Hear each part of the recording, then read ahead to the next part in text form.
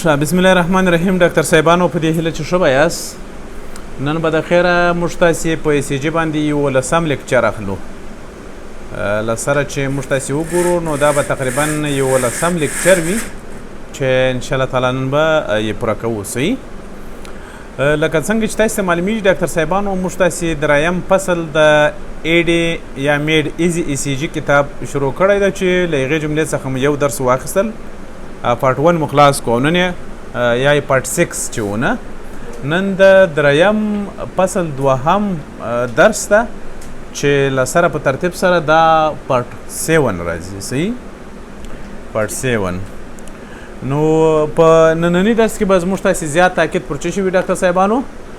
د هغه خلکو په ECG باندې به بحث کوو چې چست پین او برتلسنس لري. صحیح ګورئ چې د یو چا سالنډي کیږي یا نفس تنګي کیږي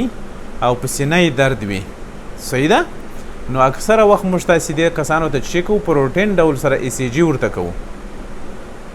صحیح نو داسې کسانو څخه ECG ریکارډ شوي دي چې دوی ټولو د سینې دردونه درلودل او چې درلودل ډاکټر صاحبانو برتلسنس. په پروني درس کې موږ تاسې اکثره وخت په داسې یا په پروني درس کې موږ تاسې په داسې ECG باندې بحث وکړو چې هغه کسان ټول اسیمپټومیټیک وو، سکرینینګ په ډول سره سوي وو. اما ځینې مشکلات موږ پکې پیدا کړو په یاد مې دي. اما په نن درس کې بیا په ناروغانو باندې دي مطلب. صحیح په ننني درس کې به زموږ تاسې بحث په کومو ECG باندې وي چې له ناروغانو څخه اخیسته سوي دي. څه رقم ناروغانو څخه چې د سینې دردونه یې درلودل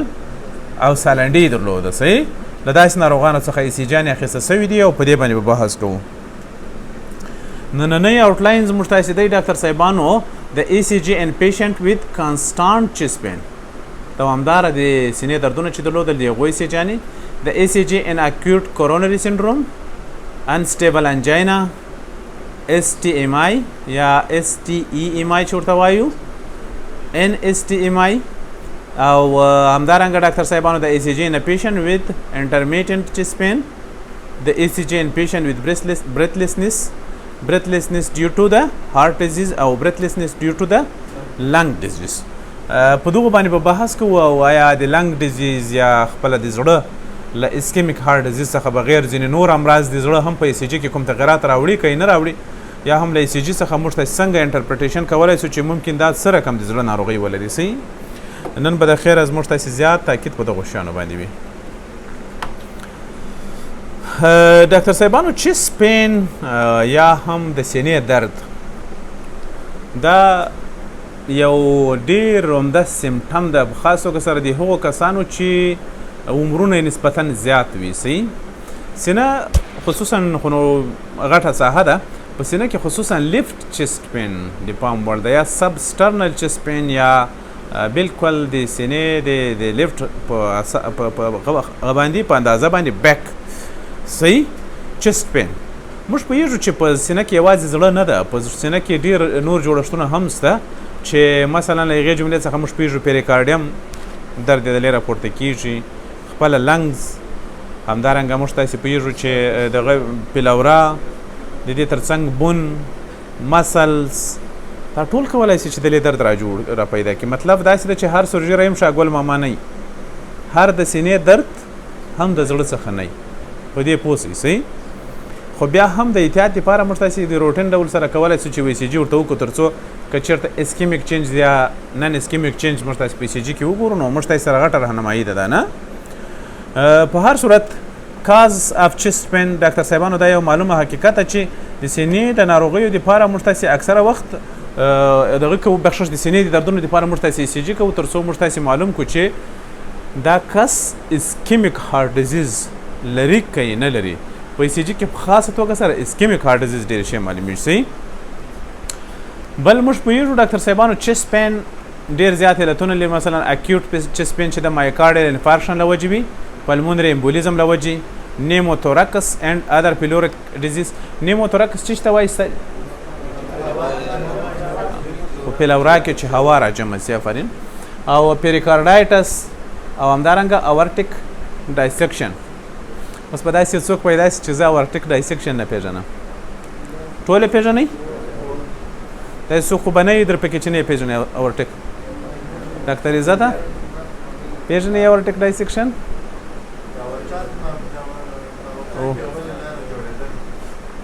کله یو وخت تاسو ته تدریس شوی د ډاکټر عزت په دې باندې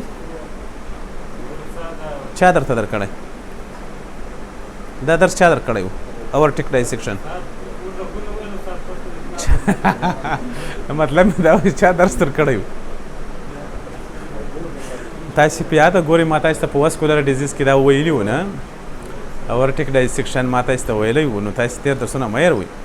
ښه بل انټرمیډیټ چیست پین ډاکټر صاحبانو انټرمیډیټ یعنې په اوسطه اندازه چې نه ډېر زیات وي او نه ډېر شدید وي نه ډېر لږ وي مثلا دا په کومو ناروغیو کې لکه انجاینا اساپیجل پین بعضې وخت د مرۍ درد هم دلته راپورته کېږي دا اوس یو مریض لرم کښته بستر ده چې ډېر سخت چست پین یې درلودل چې بلکل پاته کېدل یې مای ته او هغه کینسر و د کارډیک برخې د معدې کینسر و ما نن انډوسکوپي ورته وکړه اوس هم پروت صحیح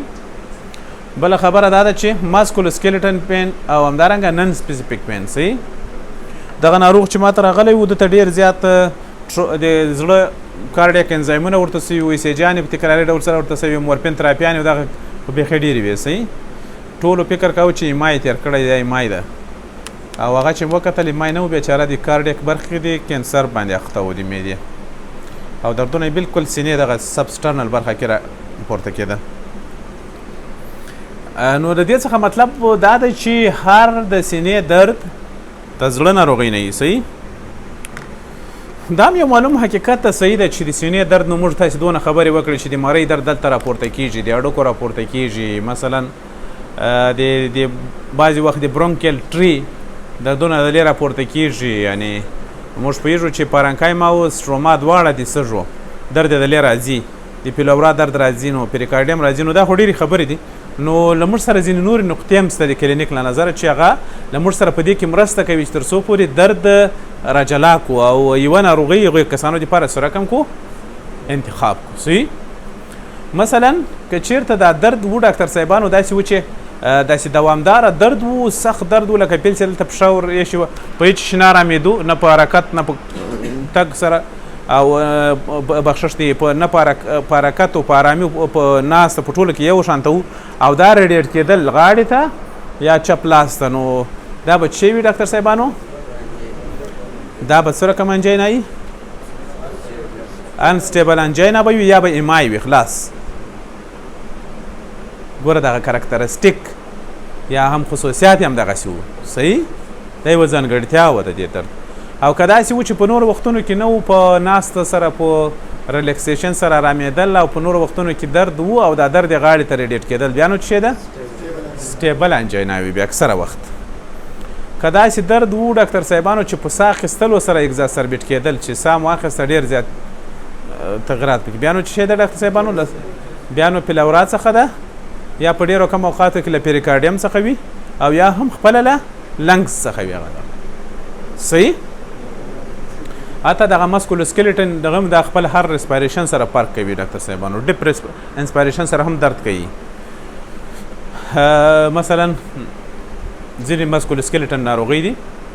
بله خبره دا ده ډاکټر صاحبانو چې یعنې دغه ځینې نقطې دي چې دغه له موږ تاسې سره مرسته کوي تر څو موږ تاسې معلوم کړو چې دا درد له سږي څخه راپورته کېږي او کله دغه سره او هغه درد چې په خوراک سره زیاتېږي اکثره وخت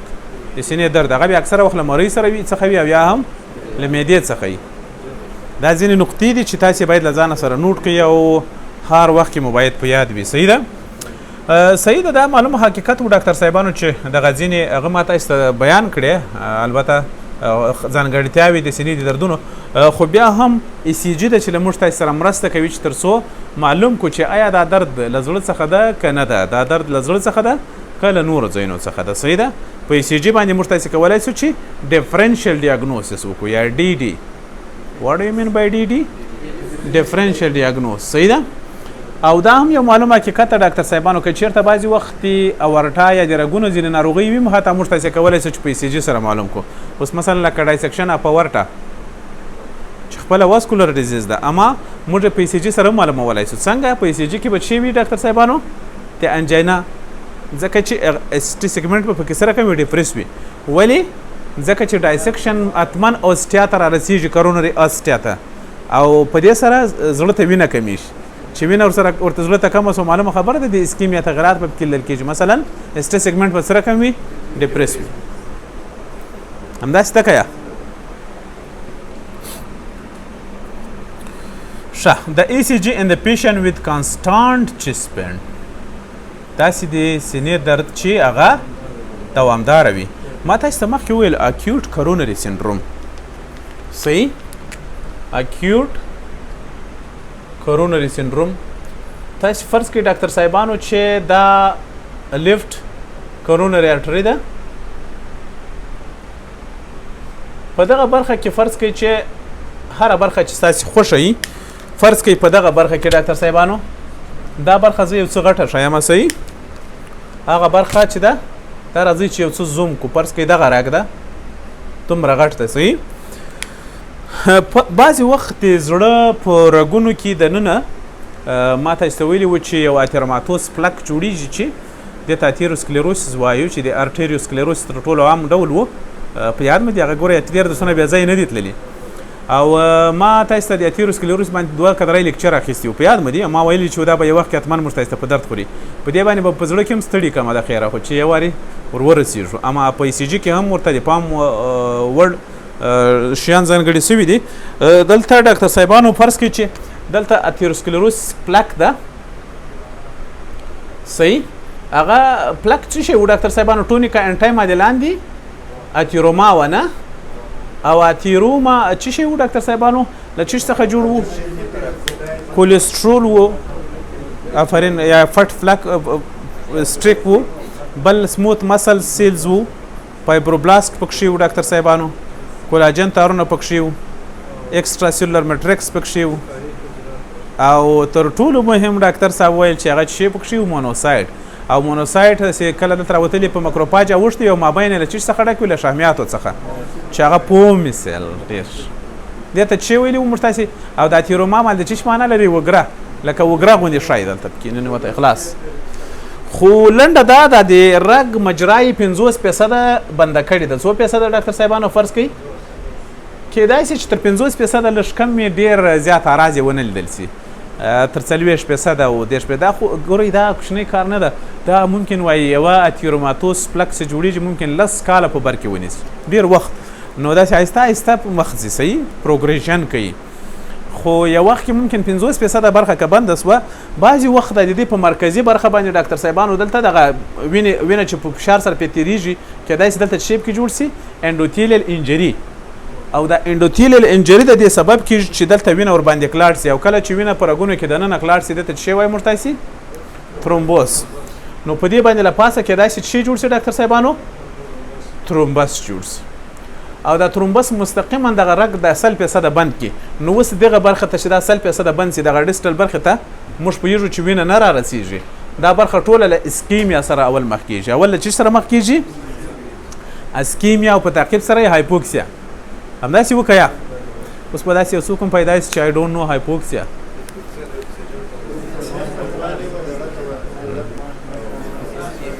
د هایپوکسیا باره کې تاسو ته یو چا درس درکړی دی صحیح هغه سیل انجري په یاده چې ما تاسو ته هایپوکسیا میکانیزمونه تاسو ته ویلي وو په عمومي پتالوژي کې صحیح ده ښه خو په هر صورت دغه برخه له هایپوکسیا او له اسکیمیا سره مخ کېږي او په نتیجه کې مجبوره ده چې دا عضلات به مړه کېږي او کله چې دا عضلات مړه سي دې ته موږ څه وایي مایکارډیل انفارکشن یا اما یا د زړه حمله دغسې ده که یا ښه په هر صورت خو په اول کې داسې نه وي ډاکټر صاحبانو اول کې چې دغه یو دم په دې باندې ترومبوس جوړ سي دغه لرې برخه 100% بلاک سي دا له اسکیمیا سره مخ سي تر نیم ساعته پورې د زړه عضلاتي حجرات ژوندي پاتې کېدای سي او مبارزه کولی سي چې دغې پېښ ته څه وایي ډاکټر صاحبانو اکیوټ کورونري سینډروم څه ورته وایي بل نوم یې بل نوم لري اکیوټ کورونري سینډروم یو بل نوم لري تاسو د انسټیبل انجینا باره کې تر اوسه یو شی اورېدلي it is also called unstable angina لنډه دا دغه پیښه په سینه باندې سخت درد رامنځته کوي او دغه درد چې وي دا درد کانسټانټ وي دوامداره وي دا په هیڅ سره نه ریلیف کیږي. په هیڅ سره څخه مطلب دا ده چې که چېرته مثلا موږ تاسې وازو ډایلیټرز ورته ورکړو په خاص توګه سره مثلا لکه نایټروګلیسرین تر ژبه لاندې کښېږدو نه نو هغه به هېڅ تاثیر ورباندې ونه کړي. ان کیس آف که چېرته دا سټیبل انجینا وای په یو نایټروګلیسرین سره به درد آرام سي یا په ریسټ سره به دی درد سره کم سي آرام سي. چې کله دی استراحت وکړي که یو شی وم نه خوري نو درد به آرام سي. اما دا چې درد ډاکټر صاحبانو دا کانسټانټ وي دا درد دې ته چې شی په دې خاطر وایي انسټیبل انجینا. دا تر نیم ساعته پورې دغسې انسټیبل انجینا په ډول سره پاته کېږي. که چېرته په دا نیم ساعت کې ډاکټر صاحبانو دې ته پی سی آی وسو پی سی آی ډو یو نو پی سی آی آفرین و پی سی آی پرکیوټانس کورونري انټرونشن پرکیوټانس کورونري انټرونشن مخکې دې ته به شی ویل انجیوپلاسټي ویت سټنټینګ دغسې یو شی ورته ویل کېدل اما اوس ورته شی وایي پی سی آی پرکیوټانس کورونري انټرونشن چې دغه په پیمورال ارټري کې دلته معمولا موږ تاسې پېژو کتیتر ورته داخله یا ورځي کورونري ارټري ته نه هغه انجیوپلاسټي او انجیوګرافي په باره کې ما تاسې ته مخکې بحث کړی و. دې ته شی وایي پرکیوټانس کورونري انټرونشن یا پی سی آی. نو که چېرته په دغه وخت کې په د اکیوټ کورونري سنډروم کې پی سی آی ورته تطبیق سي نو او یا هم انټي کوګولانټس ورته ورکړل سي یا ترومبولایټیک مواد ورته ورکړل سي نو کېدای سي چې دا کس موږ تاسې له چیش څخه وژغورو له ایمای څخه یې وژغورو او دا بالاخره څه شی سي ډاکټر صاحبانو له دغه غټ مشکله څخه خلاص سي. یعنې یا په هغه ګړۍ باندې سټیف سټنټ ورته کښېښول سي په دغه ساحه کې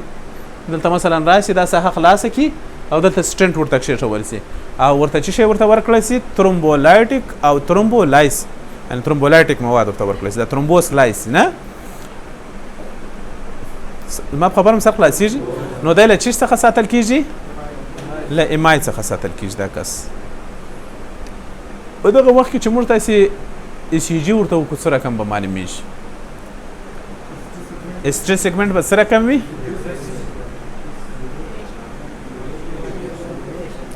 لوړه به وي لکه د ایمای اسټري سیګمنټ به څه رقم وي لوړه به وي لکه څه شي لکه د ایمای. اما یو توپیر به لري له ایما سره ده چې دلته کارډیک انزایم پکې نیګیټیو وي.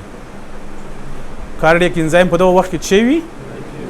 نیګیټیو وي. کارډیک انزایمونه نه ګورئ څونه یوه مهمه کلینیکي نقطه ده. اسټري سیګمنټ ایوالویټ وي دوه خبرې نورې پکې شته چې هغه له موږ سره مرسته کوي چې موږ پوه سو چې دا یو اکیوټ کورونري سنډروم یا انسټیبل انجینا ده ایمای نه ده. هغه داسې ده چې یو کارډیک انزایم په دغه کسانو کې نیګیټیو وي او بله خبر لکه ټروپونین آی نه یا سی کې ام بي او بله خبره دا ده چې بل په چیش کې وي په ډاکټر صاحبانو په دغو کې کیو ویو نه یې جوړه سوي. کیو ویو یو څه وخت نیسي چې دا جوړه سي سر مو خلاص سو کیو ویو نه وي او ټي وي انورژن هم پکښې نه وي په ای سی جي کې. دا ټوله موږ سره مرسته کوي چې تر څو پورې موږ تصمیم ونیسو چې دې ته پی سی آی وکړو که یې ونه کړو یعنې انټرونشن ورته شروع کړو که یا او که په انټرونشن موږ تاسې وکړو نه به کیو ویو رامنځته سي او یا به نه به هم ډاکټر صاحبانو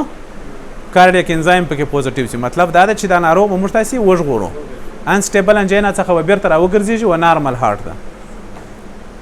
که چېرته پر وخت سره ریپرفیوژن ورته وسي ریپرفیوژن که څه وسي پر وخت سره ورته وسي. که څوک نه یې پوه سوی الله جلاله دې پوه کړي.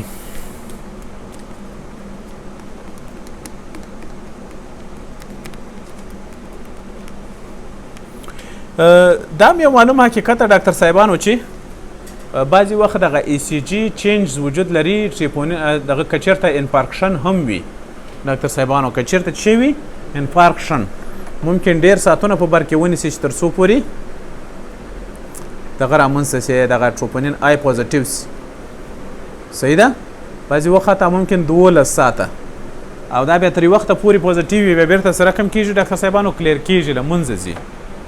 صحیح ده په داسې حال کې فکر کوم سی کې ام بي تر دغه بیا یو څه وخته تقریبا 4 ساعته بعد فکر کوم هغه پوزیټیو کېږي او دغه یو څه ډېر وخت نیسي. ښه په هر صورت نو دلته موږ تاسې له سر مو خلاص سو کانسټانټ چیست پین یا دوامداره د سینې دردونه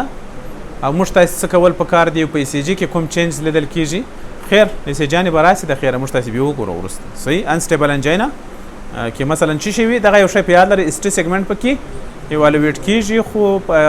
انزایمونو کې نه پکې ټي وي پکې نه انورټډ او بل شی وي ډاکټر صاحبانو کیو وی پکې نه کیو وی پکې نه کیو وی ول نه کیو خو هغه معلومات چې انفارکشن نامون څه په یاد مدي او پل تکنس صحیح ده سب انډوکارډیال نه پل تکنس که سب انډوکارډیال وي هغه بیا شی وي نن ST ایوالویټډ EMI به رامنځته په یاد مو ده ما تاسو ته ویلي وو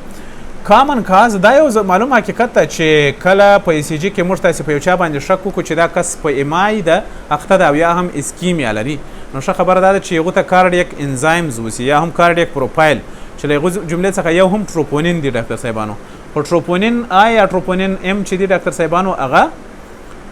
په هر وخت کې چې مثبت و دي د مطلب دا نه ده چې دا کس احتمال شی ولري EMI ولري ځکه ځینې نور حالت هم شته یو خو مایکارډیل انفارکشن کې صحیح ده چې دغه ډېر زیات لوړیږي بلکې ځینې نور حالتونه هم شته مثلا لکه اکیوټ پلمونري امبولیزمز اکیوټ پیریکارډایټس اکیوټ or severe heart failure sepsis and shock renal failure او په ځینې وختونو کې پالس پوزیټیو وي مطلب دا چې مثبت وي خو حقیقت نه لري خو کاذب توګه سره مثبت شي لکه هغه کسان چې مثلا لابراتواري په لیبارټري کې خپل میسټیک وي یعنی په دا پروسیجر کې یا کېدای شي چې ځینې کسان په هیټروفیلیک ډول سره انټي باډیانې ولري په وینه کې او یا هم ریماټیک فاکتور پوزیټیو وي هغه کسان چې ریماټیک فاکتور پوزیټیو وي اکثر وخت په هغو کې ټریپونین هم که په نارمل حالت کې موږ تاسو ورته وکړو دا ټریپونین هم پکې سره کم شي مثبت شي په داسې حال کې چې دغه یو ریل پوزیټیو یا ټرو پوزیټیو نه وي بلکې دا شی وي فالس پوزیټیو وي یعنی مطلب دا ده چې ټروپونین آی که چېرته مثبت وي یا ټروپونین په صورت عموم کې که چېرته مثبت وي د دې مطلب دا نه ده چې سل په سل کې موږ تاسې په دې باندې تاکید وکړو چې دا سل په سل کې EMI ده کېدای شي چې مثلا EMI نه وي دغه نورې پېښې پکې وجود لکه پیریکارډایټس او پلمونري امبولیزم او داسې نور خبره دا ده چې دا ټروپونین خپله دې شی دا فرض کړئ ډاکټر صاحبانو یو کارډیک مایوسایډ ده دا شاوخوا یې حجروي غشا ده او دا یې هسته ده د ده په سایتوپلازم کې ډاکټر صاحبانو دغه ټروپونین پروټینونه شته دا په چیش کې دي سایتوپلازم کې دي صحیح که چېرته دغه کارډیک مایوسایډ له منځه ولاړ سي تخریب سي نو چې تخریب سي دغه خپل د سایتوپلازم د ده د لایسوسومل انزایمز یا مثلا د ده په نورو واکیلونو کې چې انزایمونه دي دا له دې څخه د باندې راوځي که یا چې راوځي دا وینې ته جذبېږي که یا نو په وینه کې بې سویه یا پلازما کې سویه لوړېږي که یا همدغه یې میکانیزم وي صحیح ده چې په دغه د EMI په وخت کې د ټروپونین په وینه کې سره کم کېږي ډاکټر صاحبانو مثبت کیږي خو ځینې نور موارد هم شته چې په یوه کې ټروپونین مثبت کیږي چې هغه ما تاسو ته ویل صحیح خو په دغه هر څه سربیره ډاکټر صاحبانو د اکیوټ کورونري سینډروم د پیژندلو دپاره موږ تاسې پوهېږو چې ECG خپله ډاکټر صاحبانو چې ده یو تر ټولو مهمه تشخیصیه وسیله ده له موږ تاسې سره نن سبا چې ډېر ورباندې باور کیږي تر ډېره وخته پورې د اکیوټ کورونري سینډروم د معلومولو لپاره تر ټولو غوره وسیله چې ده له موږ تاسې سره ECG ده په ECG سره موږ تاسې ډېر په اسانه سره معلومه کولی سو نه یوازې دا چې معلومولی سو بلکې موږ تاسې دا هم معلومولی سو چې اوس دغه EMI ده که نه ده او دا EMI که چېرته ده اکیوټ ده که اولډ ده او که EMI نه ده یوازې چې ده ډاکټر صاحبانو اسکیمیا ده او اسکیمیا څه رقم ده انسټیبل انجینا ده که سټیبل انجینا ده دا ټول موږ تاسې معلومولی سو په ECG سره خو هغه څوک یې معلومولی سي چې ECG زده یي که چېرته داسې و چې مثلا په ECG کې ST سیګمنټ یې لوړه وه صحیح سو دغه پېښ ته موږ ته څه وایي ډاکټر صاحبانو ST ایوالویټډ EMI ورته وایو ST ایوالویټډ EMI ورته وایو بعضې وخت دغه لپاره ځینې نور اصطلاحات هم کارول کېږي صحیح ده ډاکټر صاحبانو مثلا اکیوټ کورونري سینډروم لپاره څه وایي ډاکټر صاحبانو ST ایوالویټډ اکیوټ کورونري سینډروم دا یو ډېر غټ نوم راځي چې اوس ورڅخه صرف نظر کېږي له دې څخه بل ډاکټر صاحبانو یعنی یو تغییر خو په ECG کې چې موږ تاسې وینو ډاکټر صاحبانو هغه به شوي ST سیګمنټ ایوالویشن چې که چېرته EMI و نو ST سیګمنټ ایوالویټډ EMI او بله خبره دا ده چې د سیکنډ ټایپ مایکارډیل انفارکشن یا موږ تاسې ویلی سو چې مایکارډیل انفارکشن په ECG کې موږ په دوه ډوله معلوموو د ECG له نظره مایکارډیل انفارکشن پر څو ډوله ده په دوه ډوله ده یو اکیوټ یو اولډ. اکیوټ یې په خپل وار سره پر دوه ډوله ده، یو چې د ایسټي سیګمنټ ایوالویټډ ایمای او بل ایسټي سیګمنټ نن ایوالویټډ ایمای. صحیح؟ دا دواړه پیښې په دې کې شک نشته چې له چیش څخه منځته راځي ډاکټر صاحبانو، له اکیوټ کورونري سینډروم څخه وروسته چې کله دغه ارټري مطلق بلاکیږي، دغه وروسته که چېرته پر وخت سره انټرونشن ونسي او که یا چېرته پر وخت سره ترومبولایټیک ایجنټس ورته شروع نسي، نو سل په سل کې به دغه ځي یا ان ایس ټي ایمای ته او یا به هم هیسټي ایمای ته ځي. خو دلته یو بله خبره دا ده ډاکټر صاحبانو چې بعضې وخت هغه کیوي خو خیر هغه وروسته راځي، کیوي چې په څه وخت کې را پیدا کېږي او په څه وخت کې نه را پیدا کېږي. صحیح ده؟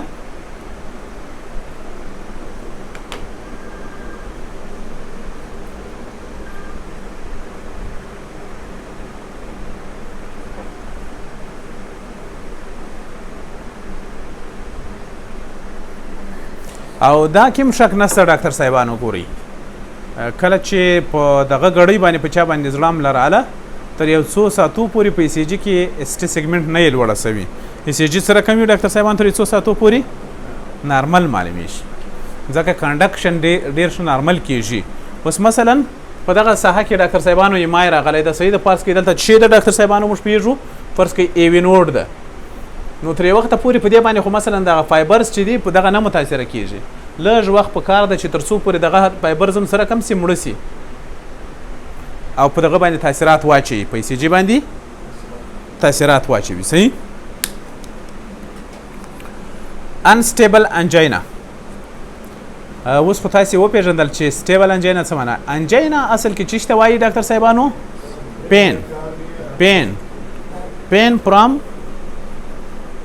ډفرنٹ کاز. اوس مثلا مختلف انسنټ انجینا په خوله کې هم شته ډاکټر صاحبانو چې ډېر سخت خولې درد وي ده بعضې وخت. صحیح ده؟ بعضې وخت په نورو ځایونو دپاره هم د انټسټاین دپاره مثلا انټسټاینل انجینا هم کارول کېږي. صحیح؟ خو انجینا پیکټورس د چیش دپاره کارول کېږي؟ د زړه دپاره، یعنې د زړه درد. انجینا د زړه اسکیمیا ته نه وایي، انجینا چیش ته وایي؟ دا یو کلینیکی نقطه ده، سر مخلاص نه سو. هر انجینا د اسکیمیا په معنا نه وي، ځینې انجیناګانې وي لکه په ډیابیټس ملیټس کې ممکن هېڅ درد ونه لري، خو هغو ته موږ انجینا بیا نه وایو. صحیح ده؟ کلینیک له نظره. صحیح ده؟ یعنې سایلنټ ایمای چې ورته وایي، تاسې به اورېدلي وي. انجینا چیش ته وایي ډاکټر صاحبانو؟ انجینا پیکټورس هغه درد ته وایي چې له زړه څخه د زړه د اسکیمیا له وجې سره کوم درد رامنځته کېږي، هغو ته څه وایي؟ انجینا. او انجینا پر دوه ډوله ده، یو سټیبل ده یو انسټیبل ده. سټیبل انجینا هغه ته وایي چې په نارمل حالت کې په ریسټینګ حالت سره سړی آرام وي، خو کله چې سړی وبېرېږي، کله چې سړی په ایموشن کې راسي او یا هم کله چې سړی په فزیکي حرکت وکړي نو په هغو صورت کې د ده په سینه درد سي، خو کله چې بیرته ریسټینګ حالت ته راسي درد یې آرام سي، دې ته څه وایي؟ سټیبل انجینا. او په ECG کې هغه ایسټي سیګمنټ یې کښته سوی وي، ډیفریس سوی وي. او انسټیبل انجینا بیا چی ته وایي ډاکټر صاحبانو؟ دغه داسې درد رامنځته کوي کانسټانټ چیسټ پین. دا د چیش په نتیجه کې رامنځته کېږي؟ اکیوټ کورونري سینډروم په نتیجه کې. ما تاسې مخکې وویل که چېرته پر وخت سره ډاکټر صاحبانو مداخله ونسي او یا ترومبولایټیک ایجنټ شروع نسي، هېڅ شک نشته چې انسټیبل انجینا از فالوډ بای ایمای، مایکارډیل انفارکشن ته زمینه مساعدوي. صحیح ده؟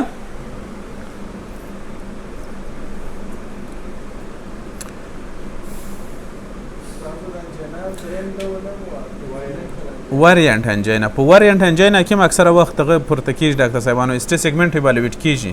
لکه د ایمای په هغه کې وریانټ هغه کې بیا دغه نه وي، په هغو کې اتیروسکلیروس نه وي، هغه صرف سپزم وي، د سپزمس په نتیجه کې رامنځته کېږي. صحیح ده؟ هغو ته پرنسمنټل انجینا هم وایي او یا هم وریانټ انجینا. ګوره په کارډیالوجي کې زم بد نه یم،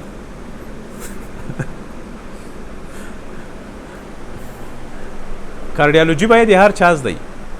ولو که هغه څه وي ډاکټر صاحبانو، ولو که هغه د پوستکي ډاکټر وي، ځکه چې هره مرضي بیرته زړه سره تعلق لري. داسې هم نه چې د مچ کیسه ورسره جوړه کوي چې هر شی بېرته زړه ته رجع کوي. صحیح. خو هر قسم ناروغۍ چې وي مثلا په لوړ فشار کې یو رقم وي، په ټیټ فشار کې بل رقم وي، د فشار مثلا اسکیمیا په وخت کې اوس مثلا فرض کړه زه دغه یم، زه صرف ګیسټرو یم او فرض کړه زه یو چاته ما ته باید معلومیږي چې زه انډوسکوپي باید چاته وکړم. هغه کسان چې ما یې تېر کړی وي هغوی ته یې وکړم کې ونه کړم. هغه کسان چې انجینا لري هغو ته کېږي، خو لیکن په کوم طریقه سره کېږي. د انډوسکوپي په وخت کې به سړی وژلی ځکه ما ته به تللی. صحیح. نو لازمه ده که نه ده؟ هر چاته دا ډیره لازمه.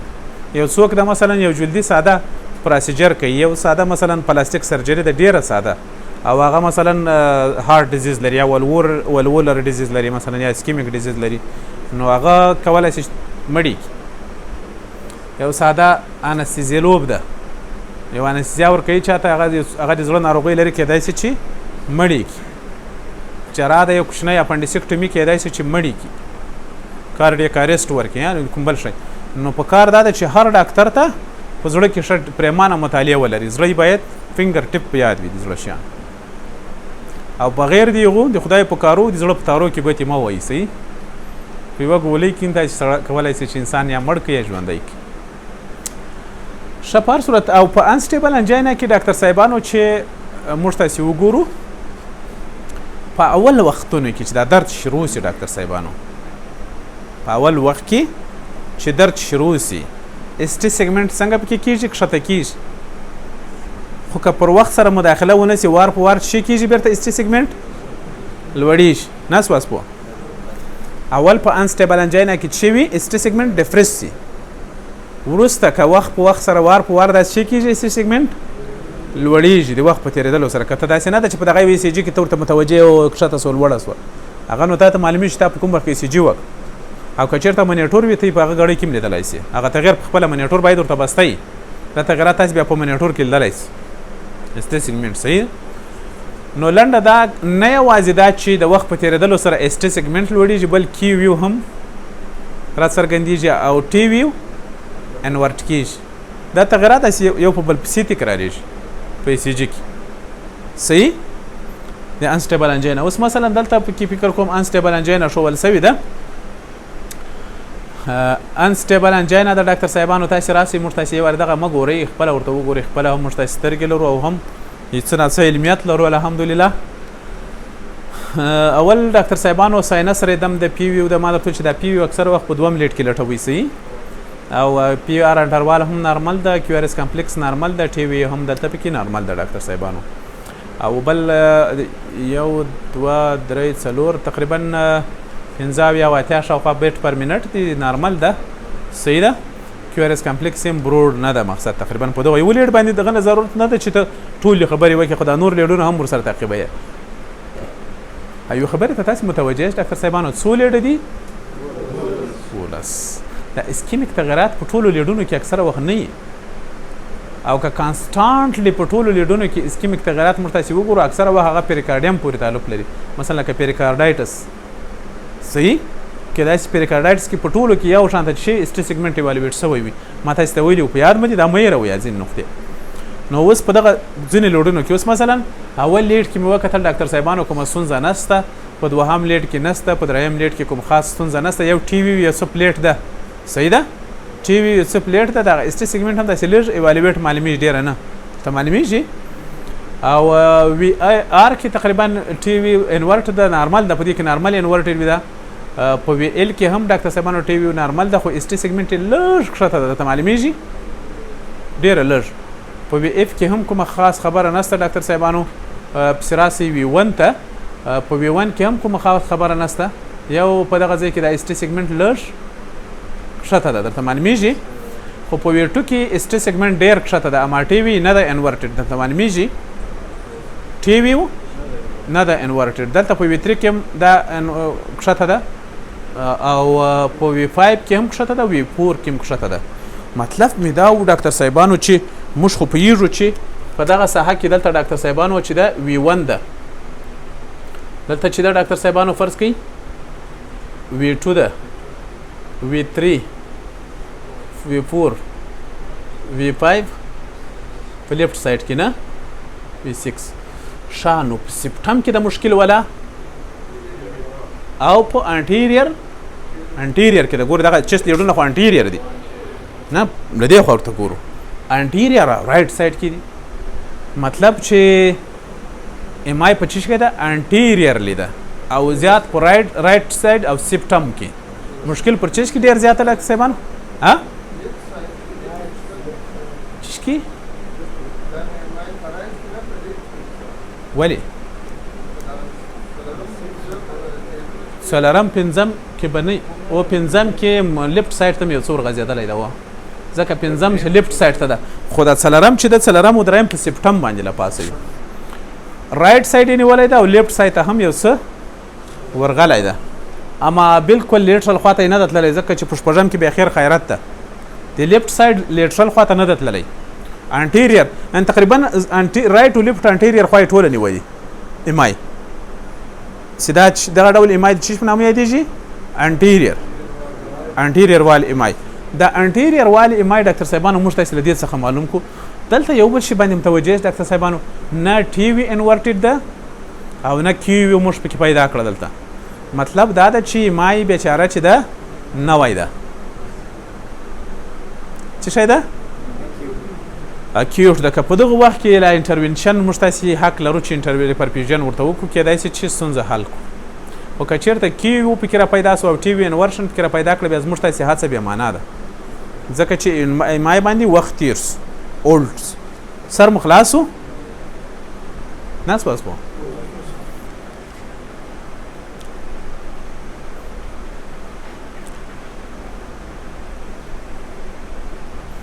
د نارمل اکسس شوکي څوک ده دغه هم نارمل دی ګوري دوی ګوري په دغه دلته صرف شاله وی 3 څخه تر وی 4 وی 5 پورې دغه پکې دغه صحیح سو اس ټي ام آی خو موږ تاسې اوس ډېر ښه پېژنو چې کله اس ټي سیګمنټ پکې لوړه وي دې ته موږ تاسې څه وایو اس ټي ام آی او اس ټي دا بیا په دې پورې اړه لري ډاکټر صاحبانو حتی له ای سی جي څخه موږ معلومولی سو چې په کومه برخه کې ام آی ده که چېرته وی 2 وی 4 کې و نو اکثره وخت هغه انټیریر انفارکشن ده که چېرته وی ال کې و ډاکټر صاحبانو صحیح ده دې ته بیا موږ څه وایو لیټرل انفارکشن او که په لیټ 3 کې و ډاکټر صاحبانو دې ته بیا څه وایو لیټ 3 او دغه وی اف کې دې ته بیا انفیریر ام آی ورته وایو یعنې دغه څخه یې موږ تاسې معلومولی سو چې ام آی په کومه برخه کې ده اس ټي سیګمنټ په ټولو کې هم ډاکټر صاحبانو ډېره بې اندازې نه یې لوړه کېدای شي چې مثلا تر 1 ملي متره لوړ وي مازې لږ 1 ملي متر څه معنا یو سمال سکویر لوړ شوی وي یعنې دا معنا چې ای سی جي ته ډېر دقت پکار ده ښه سترګې ورته څلور نه کې نه پوهېږي خلاص 1 ملي متر کوچنی یو سمال سکویر ګوري خو اټلیست په 2 لیډونو کې دا کار باید شوی وي په 2 کنټیجیس لیډونو کې دا کار باید شوی وي صحیح او یا کېدای شي چې 2 سمال سکویر یا 2 ملي متره مثلا ایوالویټ شوی وي دا هم اټلیست 2 لیډونو کې دا کار چې وي بیا موږ ویلی شو چې دا ولایت پر څه باندې اخته ده دا سړی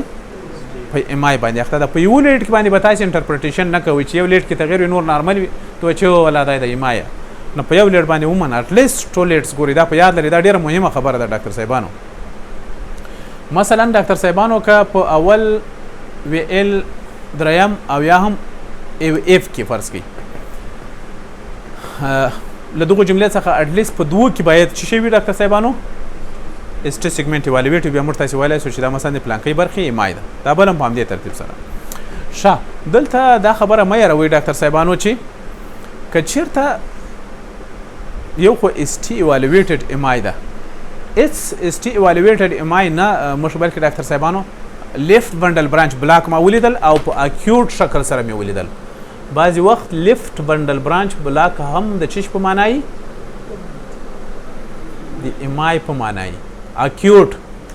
یو دم په یو چا مثلا څنګه اکیوټ سړی سختې سینې دردونه لري اراز د ام آی لري ما دغه ورته وکړل او څه پکې ولیدل لیفټ بنډل برانچ بلاک مې پکې ولیدل نو د دې مطلب دا ده چې کېدای شي د ریسنټلی هم دا اوس په ام آی اخته ده نو څه شی په کار دی ماته چې زه د استي کارډیک انزایمونه پسې ورته وکړم تر څو یې کمپرم کړم چې رښتیا اخته دی او که نه ده اخته ګورې لیفټ بنډل برانچ بلاک خو دا مه یېروئ چې په لیفټ بنډل برانچ بلاک کې ایسټي سیګمنټ لوړ وي وي که نه صحیح په ایسټي سیګمنټ مثلا لیفټ بنډل برانچ بلاک کې ما تاسو ته ویلي په وی 1 کې څه وي ډاکټر صاحبانو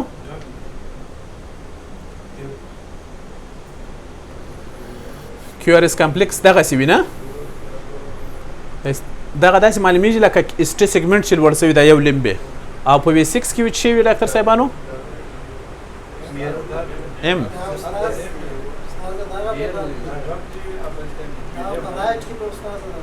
لیفټ کې په لیفټ کې ډاکټر صاحبانو په لیفټ کې په وی 1 کې ډبلیو ده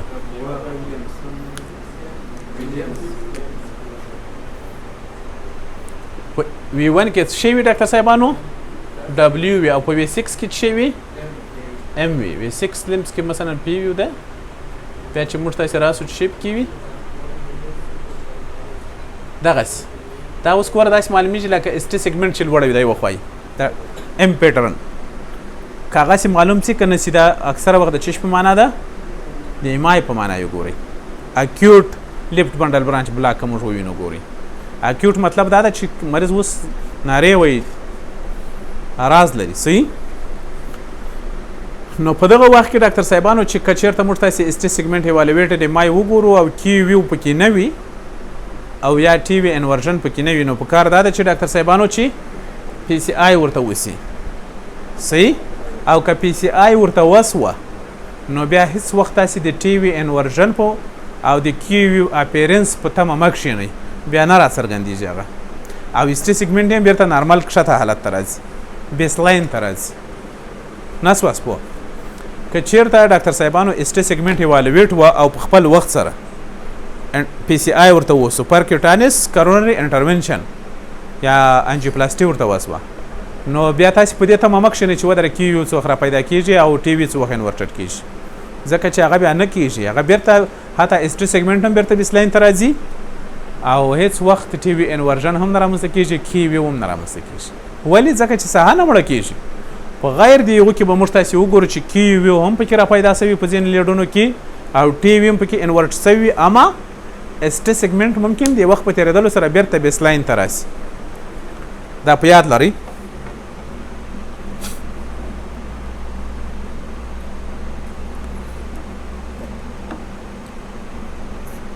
دلته په راتلونکي کې ډاکټر صاحبانو دغه کومې ایسیجانې چې راځي دا له یو مریض څخه اخیسته شوي دي چې انټیریر ایمای درلودله په پرلپسې وخت کې یو څه وخت بعد دغسې اخیسته شوي دي له عین مریض څخه صحیح تاسې د تجربې دپاره ډېر ښه شی دي اوس دغه ډاکټر صاحبانو ایسټي ایوالویټډ اکیوټ انټیریر ایسټي سیګمنټ ایوالویټډ اکیوټ کرونري سینډروم ده تاسې راځئ دغه ته مه ګورئ دلته تاسې ورته وګورئ صحیح دلته پکې ډاکټر صاحبانو په اول لیډ کې کومه خاصه ستونزه ماته نه معلومیږي په دوهم کې هم کومه خاصه ستونزه نشته په دریم کې هم ستونزه نشته دا کی وي غوندې معلومیږي خو کی ویو نه ده وی آر کې هم کومه ستونزه نشته ډاکټر صاحبانو په وی ایل کې هم کومه ستونزه نشته وی اف کې هم داسې خاص ستونزه نه معلومیږي اما په وی 1 کې ایسټي سیګمنټ لوړ ده درته معلومیږي په وی 2 کې هم لوړ ده دا ایسټي سیګمنټ ته دونه لوړ ده صحیح دلته ډاکټر صاحبانو هغه پرون چې ما تاسو ته په درس کې ویلي ټیکاف ایسټي سیګمنټ ټیکاف ایسټي سیګمنټ په یاد مده ټیکاف ایسټي سیګمنټ هغه ایسټي سیګمنټ ته ویل چې په تر ایسټي سیګمنټ مخکې یوه اس وي وراتله او ایسټي سیګمنټ پکې لوړېده ما ته چې هغه د ایمای په معنا نه وي په یاد مه دي دغه بلکل داسې وي ډاکټر صاحبانو ګوره بلکل لکه ټیکاف ایسټي دغه ده ګوره مخته یو دغه ده یو اس وي مخته راغلی او ایسټي سیګمنټ لوړه شوې ده ته معلومیږي اما دغه ایمای ده دا انټیریر ایمای ده ځکه په ټول دغه انټیریر لیډونو کې دغه پورته شوی په استثنا د 6 ګورئ په دې کې دغه ایسټي سیګمنټ لوړ ده اما په پنځم کې ډاکټر صاحبان ډېر ښه پنځم کې دغه هم نشته اس وی هم پکې نشته په دا ځینې لیډونو کې شته په دې کې هم اس وی نشته اما په دې کې ګوره اس وی شته مخکې ده ته معلومیږي په وی پور کې اس وی مخته پرته ده او په وی 3 کې هم اس وی ده مخکې نو د دې مطلب دا نه ده ډاکټر صاحبانو چې دغه ایمای نه ده ولی ناروغ راز لري په ټیکاف کې ډاکټر صاحبانو چې مثلا یو څوک ټیک اف اس ټي سیګمنټ ولري دا معنا چې صرف اس وی مخ ته راغلی او ناروغ اراز ونه لري هغه ایمای نه ده او که اراز ولري ناروغ نارې وی له درد څخه او ته ECG ورته وکړې دغسې اس ټي سیګمنټ پکې لوړی وي نو ته وایي سل په سل کې ویلی چې دا شی ده ډاکټر صاحبانو اس ټي سیګمنټ ایوالویټډ ایمای ده اما دلته پکې ډاکټر صاحبانو په دغه کې یوه ډیف کې ویو ماته معلومیږي په وی ون کې تاسې وینئ په وی ون کې ډاکټر صاحبانو دا هغه اس ویو نه ده یو کی ویو ماته معلومیږي سیده راتللي پورته نه ده تللي درته معلومیږي بل کی ویو یو ځای شته دغه کې 3 لیټ کې هم داسې معلومیږي لکه کی ویو خو کی ویو نه ده دلته لږ پورته تللي ده او آر ویو لري ساینس ریدم دی ډاکټر صاحبانو ریټ 50 پر منټ دی نارمل اکسس د نارمل کیورس کمپلیکس دی سیګمنټ ایوالویټ شته او وی 1 څخه تر وی 5 پورې نارمل ټي وی نه دی انورټډ او د اس ټي سیګمنټ ایوالویټ کوډ ناٹ بی کنفیوز وی دا هو دا خبره دیم دلته لیکل ده او دلته یو کوچنی کی وی ماته معلومیږي نو نه پیژنم چې دوی ول دا خبر نه لیکل په کورته متوجه سي دلته یو سار ویو لري کین نه لري خداس نه لري دا کای لري یار نه به ایزام ده ځکه چې په اکیوټ کې نه رامنځته کېږي دغه یو اکیوټ کورونري سنډروم ده په هغو کې کیویو نه وي نه کیویو شته پکې نه ټي وي انورژن پکې وي نو په دغه وخت کې زموږ ته څه کولی شو ډاکټر صاحبانو چې پی سی آی دپاره جوړ مریض ده صحیح ده ولې ټي وي انورژن هم نشته پکې کیویو هم تر ډېره بریده پورې پکې نه لیدل کېږي دلته ممکن کم اندازه دغه وي پکې آر وي پکې وي که نه یم پکې پرز کې پکې شته انټرونشن د پاره زمينه مساعده کی صحیح ښه دا بیا له هغه عین ناروغ څخه ډاکټر صاحبانو یو څو وخت وروسته اخیسته صحیح ده نو چې وخت په تیریږي بیا به څه پکې کېږي آفرین کیوي رامنځته کېږي بل ټي وي پکې باید یو څه لیډونو کې انورټډ سي صحیح ده تاسې راځئ دغو شیانو ته مه ګورئ یو وارې تاسې پوهه کړئ چې دغه نسته لوړ ورته ګورئ ډاکټر صاحبانو آفرین ګوره اکسیډیویشن دا د اکسیډیویشن ډېر شوقي ده تر ټولو لومړی لیفټ اکسیډیویشن پکې پیدا کړه ګوره دلته هم اس ویو ده په ټو کې او په ترې کې دغه ده اس ویو ده نو لیفټ اکسیډیویشن ده یو او بل ټکي کارډیا لري دا یې ډېر ښه دی دوه مثلا تقریبا 100 تر 100 بیټ زیات پر منټ دي ټکي کارډیا لري بل خبره دا ده ډاکټر صاحبانو په دغه سټیپ ریدمز کې دا پی وي هم ماته ولاکه ډېره خوندوره معلومیږي پوس اما هغه یې پرېږدئ تاسې په دا کوچني جزیاتو پسې مه ګرځئ غټ خبرې شته پکې دلې ST segment evaluated the ګورئ V1 V2 V3 V4 V5 کې نسته صحیح ده اما دا عیني مریض د په یغو مریض څخه اخیستوي ده په V6 کې هم دغه کیسې نسته انټیریور ایمای خو ده ډاکټر صاحبانو ST segment evaluated ده خو دلته ډاکټر صاحبانو په ځینې لیډونو کې اوس مثلا په دا V1 کې کی ویو ده درته معلومیږي یعنې دغه کی وي ما ولا مخکې هم دی د خوښ نه پېژندئ څنګه نه ده لیدلې صحیح کی ویو دلته پکې معلومیږي او په دا ترې کې هم دغه هم کی ویو ده ډاکټر صاحب وی اف کې به دلته یو آر کوچنی لري فکر کوم وی آر کې هم کی ویو ده هلته خو نارمل نیګټیو وي کیو آر ایس کمپلیکس دغه کی ویو نه ده بل په چیش کې درته ویل په کی ویو دلته په دغه ویو کې دا کوم یو لیډ دی ویو پور دلته هم غټ کی ویو درته معلومیږي څو کوچنی سیګمنټ راکښته سوی دی غټ کی ویو ښه تاسې راسئ دوی څه شی لیکلي دي ساینس ریدم 100 پر منټ لیفټ اکسس ډیویژن لکه ډاکټر صاحب چې ویل د په څه خاطر هغه هم دلته لیکلي دي کی ویو ان V1 V4 ګورئ دا موږ هم پیدا کړل نه raised ST segment and led to 4 inverted T view ګوره دغه شی ته موږ نسو متوجه صحیح ده and by physic T view and led T view ګوره په دغه کې inverted شوی ده درته معلومیږي دغه ټیپس موږ ډېر نه ګرځو ګورئ ټي باید پکې ولټو نو ټي په دغه وخت کې اوس حق لرم چې پی سی آی ورته وکم انجیوپلاسټي نه لرم ریپرفیوژن د موږ تاسې بیا معنا ده په دې وخت څه هم مړه شوه ځکه یس دا یوه باید فزیک چې وي او الکتري استاد هغه دلته څه معنی الکتري په الکتري کې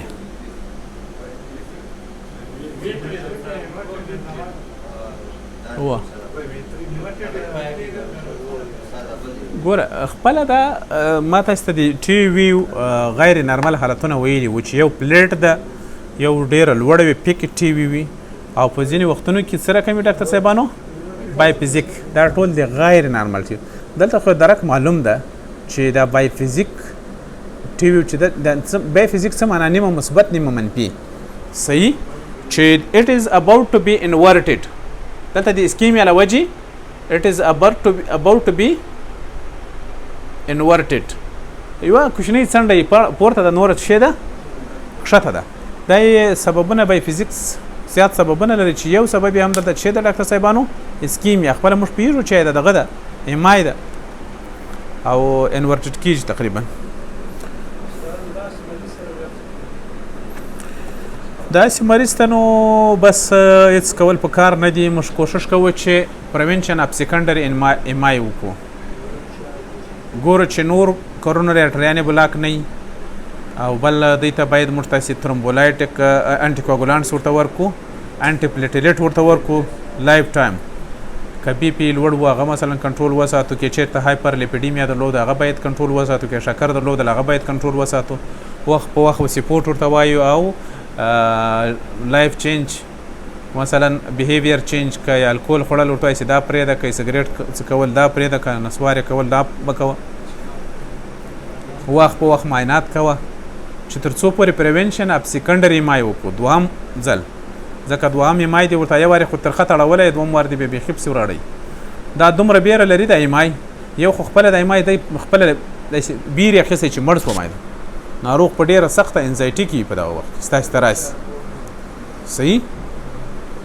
ځینې کسانو باندې بیا ایمای راغلی په ځان خبر هم نه وي لکه شکر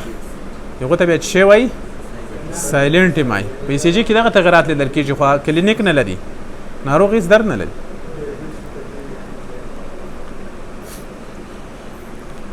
دا هم عیني سړی ده ما تاسو درته دا پرلپسي اخیسته سوي دي صحیح ده دلته بیا یو څه وخت ممکن ډېر وخت وروسته اخیسته وي دلته اولډ انټیریر اس ټي ایوالویټډ مایوکارډیال ایمای پکې ښودل سوی ده صحیح تاسې راسئ دلته چې شی پکې ګورو اکسس ګورئ بیرته نارمل سوی ده ورته معلومیږي او دلته ټي وي انورژن ده ګورئ ولې اولډ ایمای ده ټي وي سیمیټریکلی ټي وي انورټډ ده نه په دغو لیډونو کې یوازې وایي په یو لیډ کې اسټي سیګمنټ لوړ ده هغه پسې وګرځېږي او دغه داسې لږ ګورئ مازې یو څو یو سمال سکویر تقریبا لوړ دی وی ټو کې هم اپرن ډېر ګورئ ډېر لوړ صحیح ده وی ون کې نه دی لوړ او په وی ون کې ډاکټر صاحبانو چې شی ده کیو یو به نه یوه سړی دلته یو څه آر ماته معلومیږي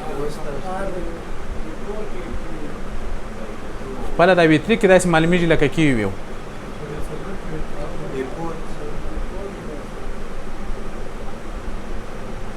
وی پور کې و دغه نه دغه د وی پور کې کیو ده خپله په دا وی پایپ کې هم کوچنی کیو شته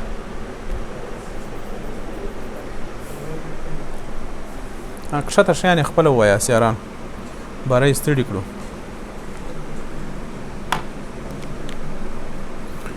بعضې وخت وایي ډاکټر صاحبانو موږ تاسې اولډ انټیریر ایمای وایي یوازې په آر ویو باندې هم پیدا کولی شو صحیح آر ویو دا چې څنګه په راتلونکي کې ورباندې خبرې کوو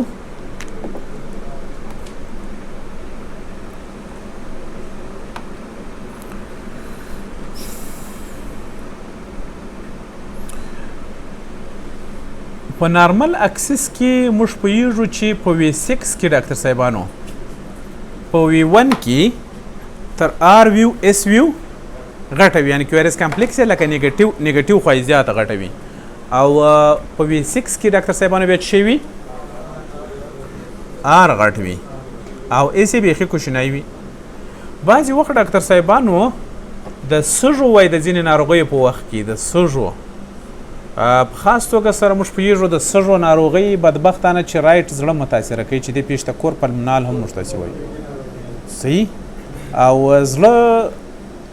چې متاثره سي نو راسته خوا یې پې غټېږي نسبت چپه خوا ته نو زړه مجبوره ده دغه اکسیس یې هم ورسره تغیر کوي صحیح او اکسیس یې ورسره تغیر کوي یا هم د فایرنګ سیسټم یې ورسره تغیر کوي نو په دغه وخت کې بیا په وی 6 کې به نارمل حالت کې آر وي غټ وي په دې وخت کې باید اس وي غټ سي ځکه داسې کلاک وایس روټیشن کوي سر مو خلاصو دې ته څه شی وایي دې پیښ ته کلاک وایس روټیشن بعضې وخت ډاکټر صاحبانو او په دغه کلاک وایس روټیشن کې په وی 1 کې هر وخت کې آر ویو پیدا کېږي آر غټېږي و اس ته او په وی 6 کې اس غټېږي و آر ته بعضې وخت دغه آر ویو ډاکټر صاحبانو په وی 1 کې موږ تاسو ته دا یوازې کلاک وایس روټیشن نه راشي بلکې بعضې وخت پوسټیریر ایما هم را په ګوته کوي صرف آر ویو باندې موږ تاسو یعنی که یو کس د رایټ هارټ هایپرتراپي نه درلوده ریل خو بلکې آر ویو پکې وجود درلودل او بل شي کلینیکي درلودل سینې سخت دردونه نو ته یې مه مس کوه چې دا کیدای سي پوسټیریر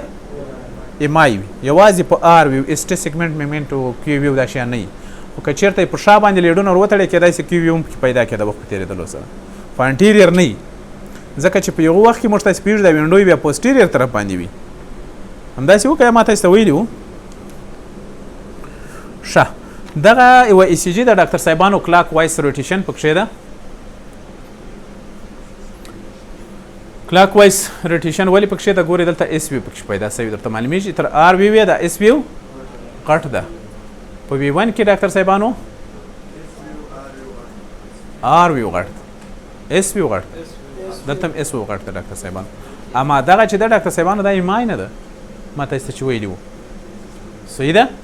دلته یو بل شي ته متوجه یاست تاسې ډاکټر صاحبانو یو ډېره بله عجیبه استثنا پکښې ده دلته باید ګورئ موږ تاسې پوهېږو نه دلته یو ډېر غټ مشکل پکښې ده په د ای سی جي کې یو غټه استثنا پکښې ده د کلاک وایس روټیشن کې دلته تاسو ته معلومیږي ډاکټر صاحبانو لیفټ اکسټیویشن پکښې ده په داسې حال کې چې په دغه ډول سره دغه کې په دغسې ډول روټیشن کې باید څه شی وایي ډاکټر صاحبانو رایټ اکسټیویشن وایي ځکه رایټ سایډ هایپرتراپي باید پکښې وایي خو دغه چې د ډاکټر صاحبانو صرف کلاک وایس روټیشن ده اما په خلاف دی یو دلته لیفټ اکسټیویشن پکې راته ښیي په ای سی جي کې دغه پیښ ته او دا د لنګز ډیزیز د ځینې لنګز ناروغۍ له وجې دلته ځینې نورې پیښې هم شته پکې ډاکټر صاحبانو پی آر انټروال وایي پکې غټ ده یعنې فرست ډیګري هارټ بلاک ده لیفټ اکسټیویشن ده کیوریس کمپلیکس چې د رایټ ventricular ښه ده خو آر وي دا خبرې خو موږ تاسې وکړې دا چې وي اکثره ډاکټر صاحبانو په څه شي د کلاک وایس روټیشن په څه کې لیدل کېږي کرونیک لنګ ډیزیز کې دغه پیښه لیدل کېږي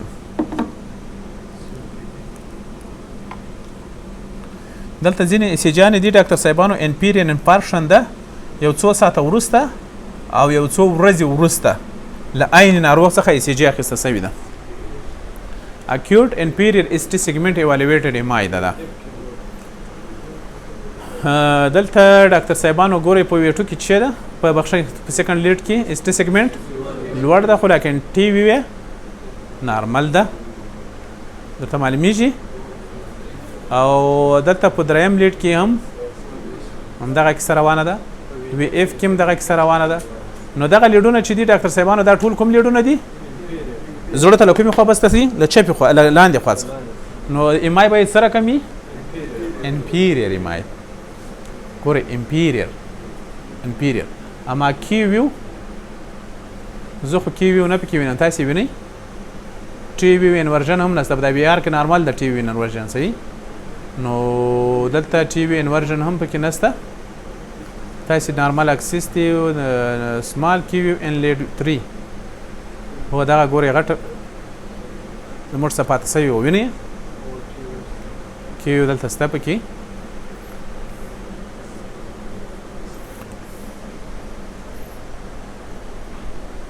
په دغه وی ال کې ټي وی انورټډ ده په نارمل ډول سره په وی ال کې نه ده انورټډ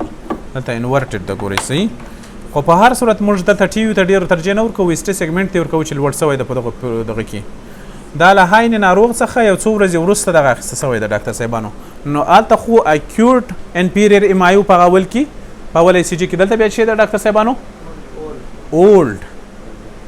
اولډ انفیریور ایمای ده ځکه چې په هغه باندې یو څه وخت تېر سوی دی بیا اخیستی دی دا دلته تاسې راځئ چې موږ تاسې شیپ پیدا کوو ډاکټر صاحبانو اکسس یې نارمل دی ډاکټر صاحبانو او دلته ټي وي انورټډ ده ګورئ دلته ټي وي پکې انورټډ ده په دغه انفیریور لیډونو کې په ټولو په دې کې هم انورټډ ده صحیح نو نارمل په دغو کې ټي وي نه یې انورټډ نو 1 2 3 دا معلومه خبره ده چې اولډ ایمای ده او نن اس ټي ایوالویټډ ایمای ده اولډ ایمای ده ګورئ اس ټي سیګمنټ پکې اس ټي په کوم کې لوړ ده په چیش کې لوړ ده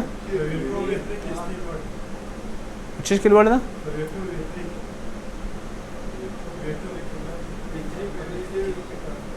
وی2 کې نه ده لوړ کې یو نسته پکې اس وی ده وی3 کې نسته یاره دریم لیډ کې و دغه اس ټي سیګمنټ لیډ لوړ ده دا ګوره دا یو شی یو داسې ریفرنس راکړئ چې زه باور پرې وکړم دغه اس ټي سیګمنټ لوړ ده لږ میخي 100 ملي متره لوړ ده وینئ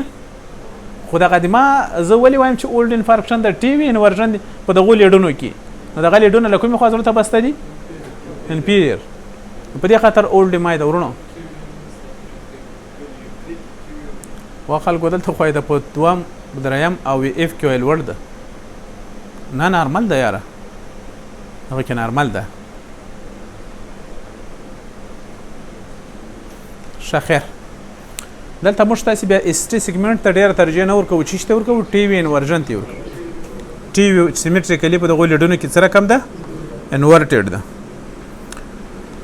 سیکنډ ډیګري بلاک یا وینکباخ بلاک یا هم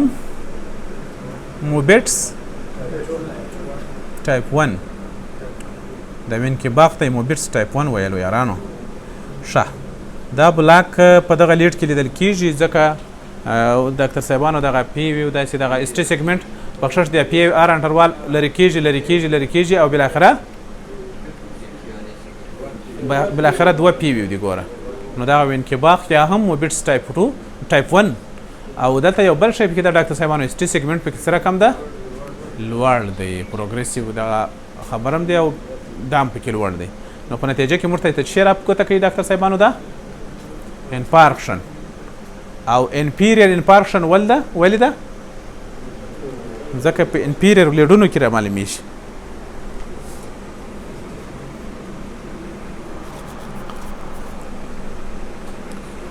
نو دغه ګوري که چیرته وای دا انفارکشن د زړه پر انټیریور نه د زړه په پوسټیریور اسپیکټ باندې وي کې ویو موږ نسو پیدا کولی په ECG کې په انټیریور لیډونو کې خو که چیرته د ناروغ په شا باندې بیا موږ تاسې د چست لیډونه ورکښېدو کېدای شي موږ شیپ کې پیدا کړو ډاکټر صاحبانو کې ویو ځکه چې وینډو خو بیا په یغو طرف وي او وینډو خو نه ده یاره نه ما درته ویلي چې مثلا دغه پل تکنیس وي ډیپولرایزیشن له داخل څخه د باندې له خوا دلته خو نو هېڅ شی هم په مخکې نسته ورسره نتیجه کې دلته ډېر اوږد ډیپولرایزیشن راځي او هغه کې ویو رامنځته کوي په هر لیډ چې دغه باندې بسته وي یا دغو ته نږدې بسته و په هغو کې کې ویو رامنځته کوي او ما تاسې درته ویلي چې دغه یوه خبره په یاد لرئ چې آر ویو په لیډ 1 کې که چیرته ناروغ اراز درلودل او د رایټ وینټریکولر هایپرترافي نښې پکې نه وې اراز یې درلودل یوازې آر ویو موږ تاسې ته چې شی را په ګوته کوي پوسټیریور ایمای رامنځته کوي او دا په یاد لرئ ګورئ چې دا ډېره ضرور خبره ده او دا هم یو معلوم حقیقت ده چې د ناروغ مکمله هیسټري او فزیکي معاینات باید هر وخت کې له ECG سره مقایسه شي صحیح اولډ پوسټیریور ایمای یوازې موږ په چیش معلوموو دغه نان ګورئ اسټي سیګمنټ نه کې هغه خبره ده ټي وي نه ده پکې انورټډ ډاکټر صاحبانو محترمینو او دلته غټ خبره پکې ده آر ویو په وی 1 کې ګورئ او بالکل دا آر ویو موږ تاسې ویلي وو چې دا بعضې وخت د چیش په معنا وي ډاکټر صاحبانو آر ویو پلس رایټ اکسس ډیویژن از ایکول ټو رایټ هارټ هایپرترافي په یاد مو ده اما دلته یوازې دلته اکسس نارمل ده ډاکټر صاحبانو آر ویو پکې شته او بله خبره دا ده چې د کلینیک له نظره هم ناروغ اراز لري نو دا شی د پوسټیریور ایمای یوازې په دغه آر ویو سمټایم ECG از کمپلیکیټډ ګورئ په دغه کوشنۍ مسټیک باندې ته کولی شې چې ډېره غټه تشخیص د لاسه ورکړي یوازې آر ویو په نارمل حالت کې په وی 1 کې آر ویو ده که اس اس ار ستا خو کوچنی وي اس غټ.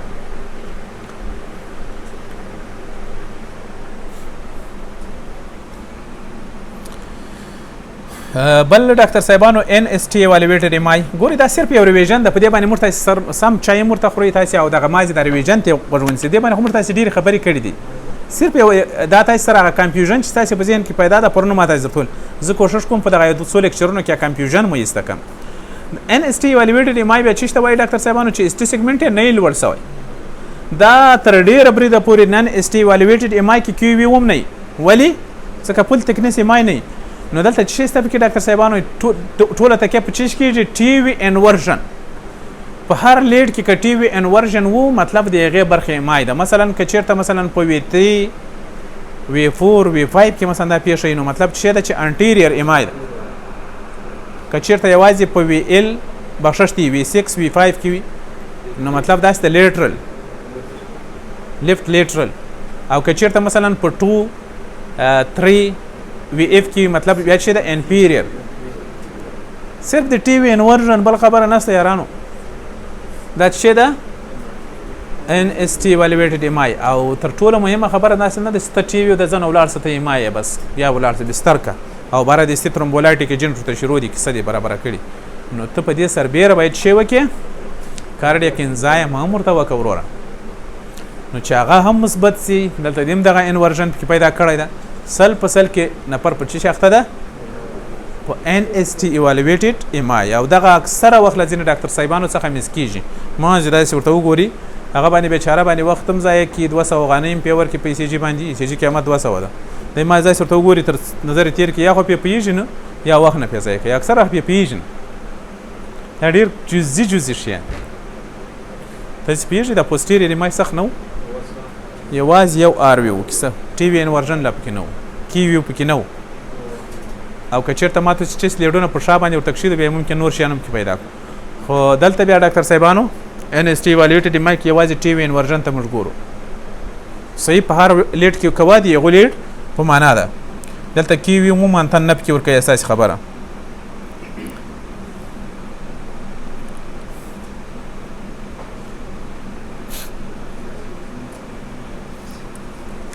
اوس دغه یو ECG د ډاکټر صاحبانو چې پکښې ده ان اس ټي ام آی پکښې ده څوک وایي ټي وی راځي پکې وګورو نو ان اس ټي ام آی کې موږ په چشم پسې نو دا نه معنی چې ګورې دا اوس فرض کړي دغه خبره کښته لاندې شی نه سره موږ نورو شیانو ته نه ګورو یوازې ټي وي ته ګورو خو دغه ټي وي خپله نارې راوایي وایي زه کښته راځړېږم نه دې ته ګورئ دې ته ګورئ دا دلته ډیر مهم ده نو دا انټیریر نن اس ټي ایوالویټډ ام آی د ډاکټر صاحبانو دغه ویني ټي وی انورژن باندې ګورو نو کی ویو نو اس ټي ایوالویټډ که څوک نه پوهېږي هغه دې مړه چې هغه اپوکي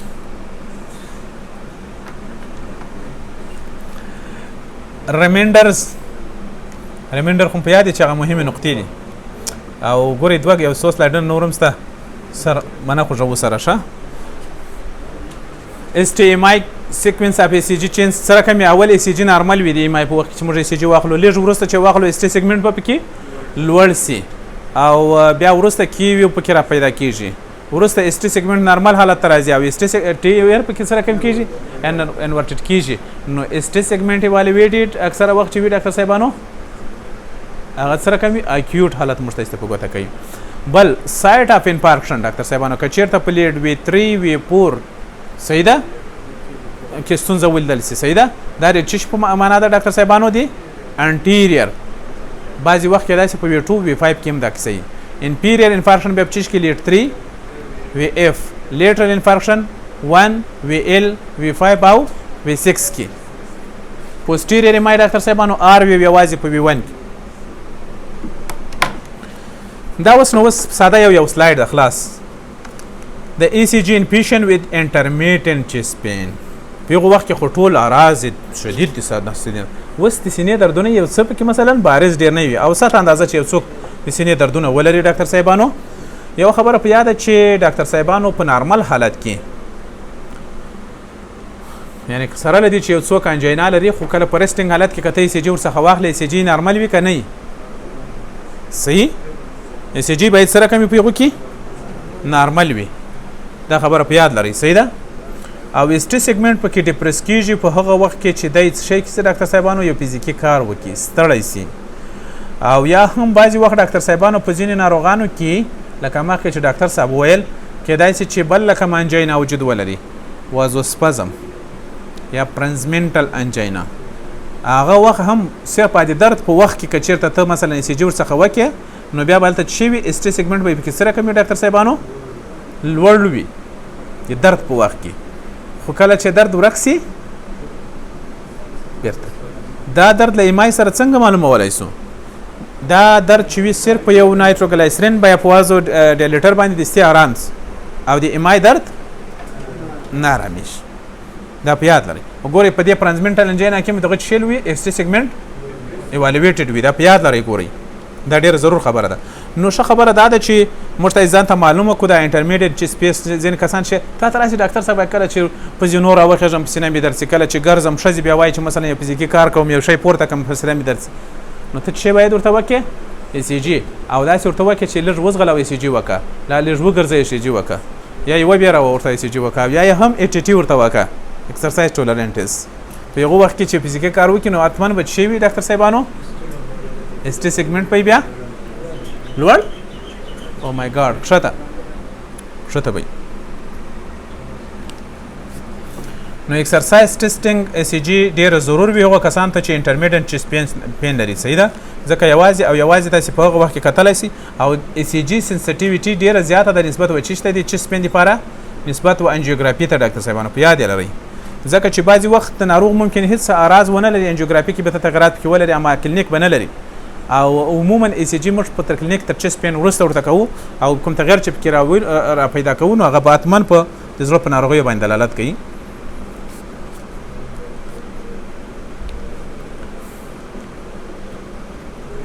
دغه یو ریسټینګ حالت د ډاکټر صاحبانو ټول ECG نارمل ده خو که چېرته ته یو څه وځغلی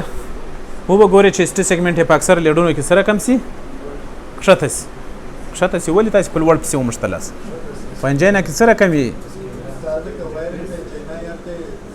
په وریانټ کې نو بیا چېرته په ځغستا په وریانټ انجینا کې په ځغستا سره دغه کېږي لوړېږي نه خو نو په وریانټ انجینا په ځغاسته سره نه رامنځته کېږي هغه معلوم وخت معلوم نه وي بعضې وخت ناسته مې پرې پیدا شي هغه اکثره وخت بیره کې رامنځته کېږي مثلا که یو سړی یو دم ورته وایي چې ورسه پیسې دي په بانک کې وسوځې دي داسې بعضې وخت په بیره کې هغه سټیمولیټ کېږي خو اکثر هغه هم بعضې وخت اکثره په بیره وخت یې معلوم نه وي دی هغو وریانټ انجینا د درد په وخت کې که دې وځغلوی ECG دې ورته وکړه ممکن ایوالویټ وي سر دې خلاص خو لیکن ډاکټر صاحبانو سټیبل انجینا چې وي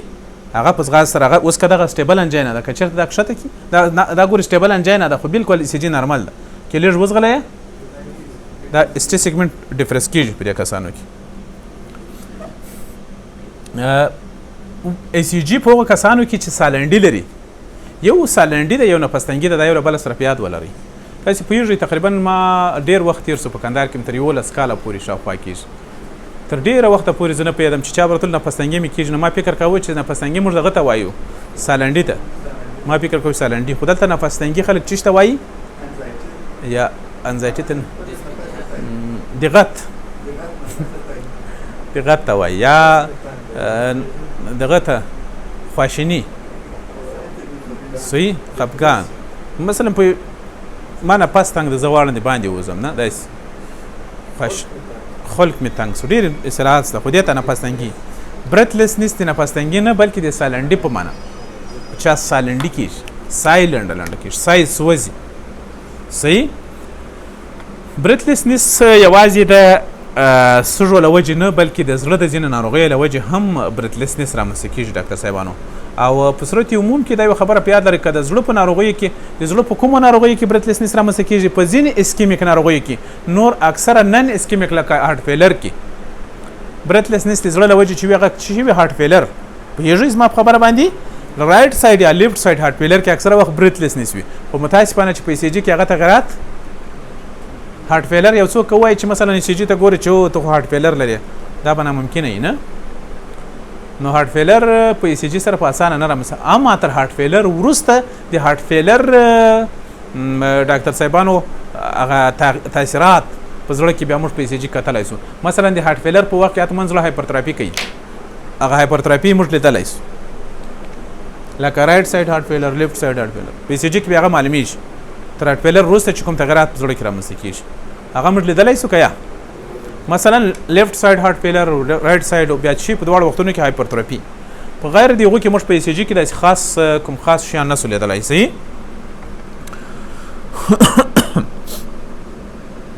او دا هم یو معلوم حقیقت ده چې بعضې وخت په ځینې نورو ناروغیو کې هم د زړه چې په ECG کې تغیرات وینو او موږ د هارت فیلر کې اوس مثلا لکه ارتمیاګانې دي مثلا فیبریلیشن کې هارت فیلر رامنځته کېږي همداسې وي که یا بعضې وخت یعنې په فیبریلیشن کې هارت فیلر وي نه زړه وینه نه شي پمپ کولی اما موږ تاسې دغه ډول هارت فیلر پر څه شي وینو په ECG باندې ډېر په اسانه سره وینو هارت فیلر ډېر زیات ډولونه لري هغه به د خیر زه بیا تاسو ته په زړه کې وایم خو په هر صورت ځینې ارتمیاګانې دي چې په هغو کې ممکن وروسته بیا شی وي ډاکټر صاحبانو هارت فیلر مثلا تر اسکیمیا وروسته هارت فیلر تر اسکیمیا وروسته هارت فیلر څنګه رامنځته کېږي څوک ویلی شي اول اسکیمیا په تعقیب سره هارت فیلر څنګه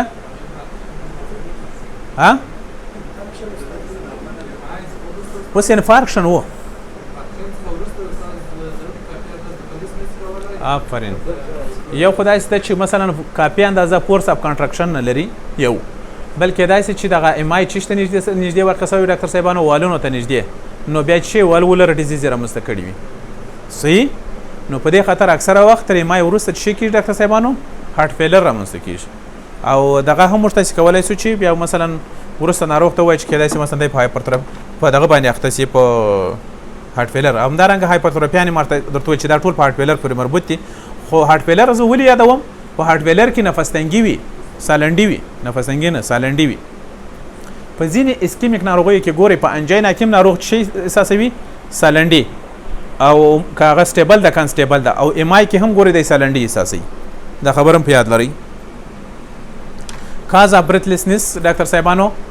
هغه کسان چې فزیکل فټنس نه لري چاق وي هارت فیلر لري لنګ ډیزیز لري انیمیا لري دا هم هارت دغه لري بریتلسنس ډاکټر صاحبانو نیورومسکولر ډیسارډر او یا هم مسکولو سکیلټن ډیسارډر یا مسکولو سکیلټن پین په دغه ټولو وختونو کې ناروغ ډاکټر صاحبانو د سالنډي احساس لري بریتلسنس ډاکټر صاحبانو د سږو په ناروغیو کې لکه پلمونري ډیزیز بخشش دی پلمونري امبولیزم دا هم یو غټ سبب دی بریتلسنس پلمونري امبولیزم ما تاسو ته ویلو بالکل په ECG کې اول کې ګورئ اکیوټ حالت کې په ECG کې هیڅ تغیر نه معلومیږي د پلمونري امبولیزم په استثناء د بریتلسنس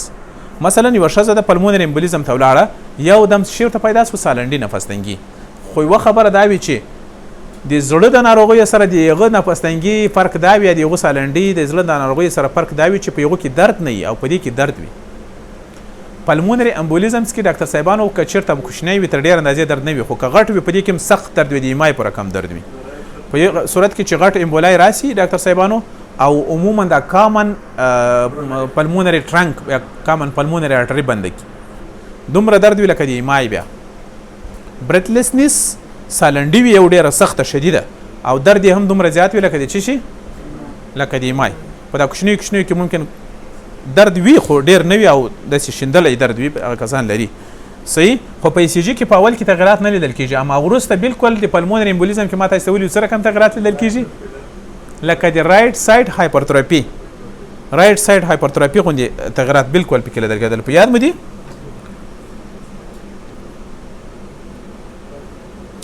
په خاص توګه سره ډاکټر صاحبانو موږ تاسې وایي په ECG کې که دغه شی پیدا کړو نو موږ پوهېږو چې ولا دا پلمونري امبولیزم ده لکه S1 Q3 T3 څه معنا اکسس ډیویژن وي ډاکټر صاحبان یا دغه پرایمیننټ اس وي په اول کې په اول لیډ کې چې کله موږ اس وي وایو نو هغه د څه په معنا وي رایټ اکسس ډیویژن او کي وي ډاکټر صاحبانو ټي وي انورژن په کوم لیډ کې ډاکټر صاحبانو دریم لیډ کې S1 Q3 T3 دغه پیټرن چې وګورو موږ سل په سر کې ویلی سو چې دا اوس څه شی ده پلمونري امبولیزمز ده دغه ګورئ په دغه ECG کې پلمونري امبولیزمز موږ تاسې وینو ډاکټر صاحبانو اس وي دی معلومیږي درته ډاکټر صاحبانو نو رایټ اکس ډیویژن بله خبره څه ده ډاکټر صاحبانو په ترې کې څه و کیو یو دا یې دسته بل شیپ کې و ټي وي انورژن ټي وي انورټډ ده نو سل په سل کې دا څه ده پلمونري امبولیزم ده ګورئ په دې کې معلوم دغه نور شیان تاسې خپله پکې وګورئ کرونیک لنګ ډیزیز ډاکټر صاحبانو په سږو کې خو مختلفې نور ناروغۍ هم لکه سی او پی ډي ده ډاکټر صاحبانو پلمونري فایبروسس ده پکې مثلا انټرنزیک لنګ ډیزیز ده اکثره وخت په ECG کې کوم خاص تغیرات نه لیدل کېږي ډاکټر صاحبانو خو کله دې وجې څخه په زړه کې هایپرتراپي رامنځته سوه بیا کور پلموناله یعنې ورکو هغه بیا کولی سو چې موږ تاسې په ECG سره معلوم کړو مثلا تر ټولو غټ تغیر به وي ډاکټر صاحبانو رایټ اکس ډیویژن او کلاک وایز روټیشن اف د هارت لکه مثلا په دغه کې کرونیک لنګ ډیزیز د ډاکټر صاحبانو رایټ اکس ډیویژن تاسې پکې وینئ یوازې بس خلاصو درس اخري ریمینډرونه دي دا په یاد لرئ ډاکټر صاحبانو چې پلمونري امبولیزمز کې موږ تاسې په ECG کې چې ګورو اکثره وخت ECG چې وي نارمل ریدم وي ساینس ټیکیکارډیا بعضې وخت پکې پی وي پکې وي رایټ اکسس ډیویژن رایټ منډل برانچ بلاک ډامیننټ آر وي وي 1 انورټډ ټي وي په لیډ وي 1 وي 3 کې او ډیف اس ویو ډاکټر صاحبانو په چش کې وي 6 کې رایټ اکسس ډیویژن او اس ویو هغه کیو پیټرن ما تاسو ته ویلي و چې اس 1 کیو 3 ټي 3 دا خبرې پکې بل کارډیاک هایپرتراپي ډاکټر صاحبانو رایټ ارټریل هایپرتراپي موږ په چی معلومو پیکټ پی وی پکې غټه وي رایټ وینټریکولر هایپرتراپي ټال آر وی په چش کې لیډ بي 1 کې او دا مې روي چې که چیرته مثلا د سره رایټ اکسټیویشن نه وي نو دا بیا چش معنا وي پوسټیری ریمای ټي وی انورژن په لیډ بي 1 وی 2 او سم ټایم